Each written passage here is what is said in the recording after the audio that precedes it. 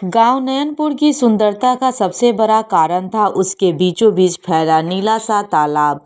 तालाब के किनारे खिले कुमुदिनी के फूल, पानी में चमकती सूरज की किरणें और चारों तरफ हरियाली। दृश्य ऐसा कि जिसे देखते रहने का मन करे। उसी तालाब के किनारे एक पुराना लेकिन शांत घर था, जहाँ रहती थी दो बहुएं, गीता और सीमा। दोनों की उम्र में 2 साल का ही अंतर था, लेकिन स्वभाव पूरी तरह अलग। गीता शांत, धैर्यवान और समझदार, जबकि सीमा हंसमुख, बातों से भरपूर और हर काम में तेज। घर में सास ससुर बूढ़े थे और दोनों देवर शहर में नौकरी करते थे, इसीलिए घर की सारी जिम्मेदारी इन दोनों बहुओं के कंधों पर थी।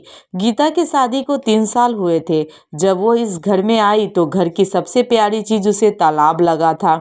सुबह सुबह तालाब के पास बैठकर हवा खाना, मत्स्य पालन देखना और पक्षियों का आवाज, यह सब उसे अपनी थकान भुला देता। सीमा शादी से 6 महीने बाद आई।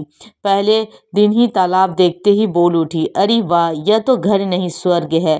गीता मुस्कुराई, हाँ बस काम थोड़ा ज्यादा है, वरना जगह बहुत सुंदर है। सीमा हंसते हुए बोली, काम कितना हो, गाना गाकर कर लेगी।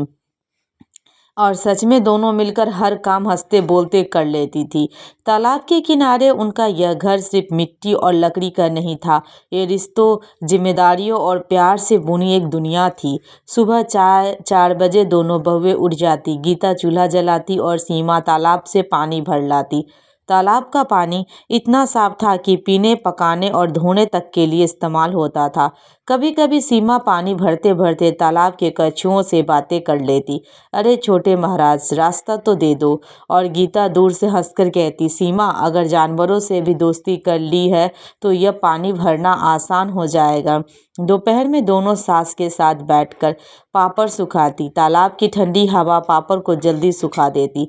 शाम को दोनों बहुएं और बच्चे तालाब के किनारे बैठकर और पानी में अपनी परछाई देखकर कहानियां सुनाया करते।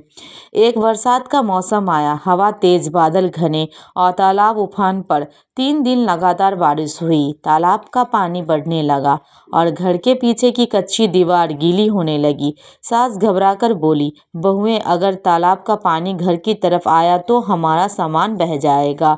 गीता ने तुरंत कहा, अम्मा चिंता मत करिए, हम कुछ ना कुछ उपाय करेंगे। सीमा भी पीछे नहीं रही, अम्मा, हम घर को पानी से बचा लेंगे, चाहे रात भर जगना पड़े। रात को पानी का बहाव और तेज हो गया। हवा में सीलन और डर घुल गया था। गीता ने चारों ओर बोरों में मिट्टी भरकर दीवार के सहारे खड़ा कर दिया। सीमा के घर के अंदर का सारा सामान ऊंचे स्टैंड पर रखवा दिया। अंधेरा गहरा था, बिजली कई घंटे से गायब। तालाब का पानी घर से बस कुछ ही कदम दूर था। नीचे से घर की मिट्टी गीली होकर बहने लगी थी। सास रोने लगी, हे भगवान, हमारा घर डूब जाएगा।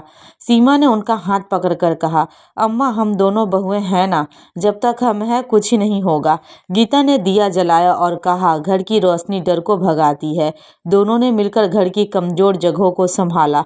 अचानक तेज आवाज हुई, धड़ाम। घर का पिछवाड़े की दीवार का एक बड़ा हिस्सा गिर गया था।